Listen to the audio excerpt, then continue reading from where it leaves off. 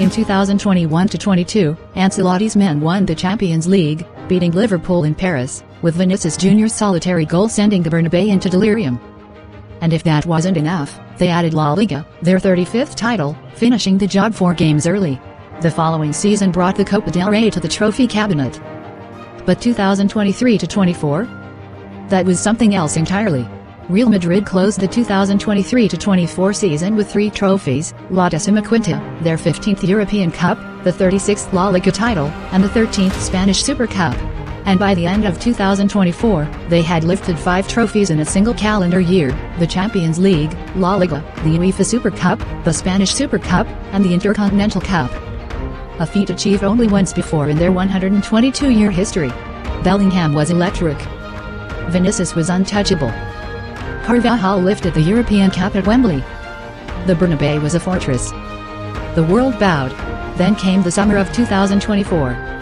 And with it, Kylian Mbappé. The arrival of Kylian Mbappé was supposed to be the final piece, the superstar that would make Real Madrid simply unbeatable. The world watched. The cameras flashed. The shirts sold out in minutes. But football, as always, had other plans. Mbappé smashed debut records, but his arrival threw the whole attack off balance. Vinicius Jr. lost his edge. Bellingham dropped deeper. Rodrigo vanished. The defense looked like a sieve. The midfield missed Cruz. And even Ancelotti, now sacked, seemed to run out of ideas. Real Madrid started the 2024-25 domestic season promisingly, but as the months wore on, they dropped more and more points, ultimately losing the La Liga title to FC Barcelona. Barcelona took everything. The Supercopa, the Copa del Rey, La Liga, and in Europe, Real Madrid suffered a Champions League bottle job against Arsenal. Planet football for the first time in years, Trifilis. If 2024-25 was painful, 2025-26 was a humiliation. Xabi Alonso arrived with high expectations, but his tenure lasted only 7 months.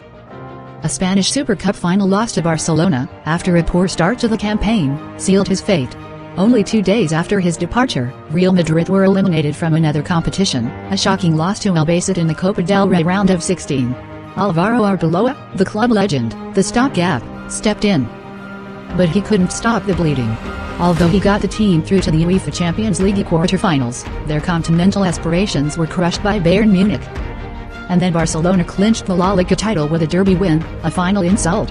The problem, many argued, ran deeper than tactics.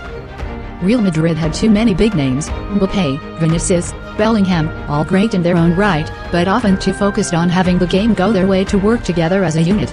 2 seasons. 0 major trophies. A dressing room and civil war. The greatest club in football history, broken. Then came the announcement that stunned the world. Real Madrid president Florentino Perez confirmed José Mourinho as the next manager of Real Madrid, more than a decade after his first spell in charge at the Bernabeu ended. Mourinho had signed a contract until 2029 with Los Blancos. The man who once called himself a special one was coming home. But this is Real Madrid. Nothing is ever simple. The deal will only go through if Perez wins his presidential re-election bid. His challenger, Enrique Riquelme, has made clear, if he is elected, Mourinho will not be the man he chooses. The Bernabeu holds its breath. Mourinho, ever the strategist, ever the demanding one, hasn't waited for the politics to settle. He's already planning.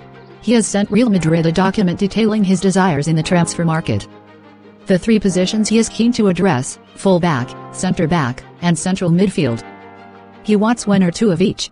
The club wants to bring in a right-back to replace the departing Dani Carvajal and compete for a place with Trent Alexander-Arnold, and are also looking at centre-backs.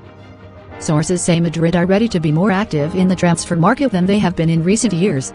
Also on the table, the return of young midfielder Nico Paz from Como, who has reportedly been made aware of the club's plans, and the possible free signing of Liverpool's Ibrahima Konate, whose contract expires. And then there's the name being linked to a sensational move. Barcelona winger Marcus Rashford has reportedly made up his mind on leaving, with Real Madrid among those circling. The most decorated club in football history, humbled. 2 empty trophy shelves. A squad of superstars who couldn't find harmony. A coaching carousel that spun out of control. And now, Mourinho. The man who won Real Madrid their La Liga title in 2011-12. The man who divided the dressing room and yet won.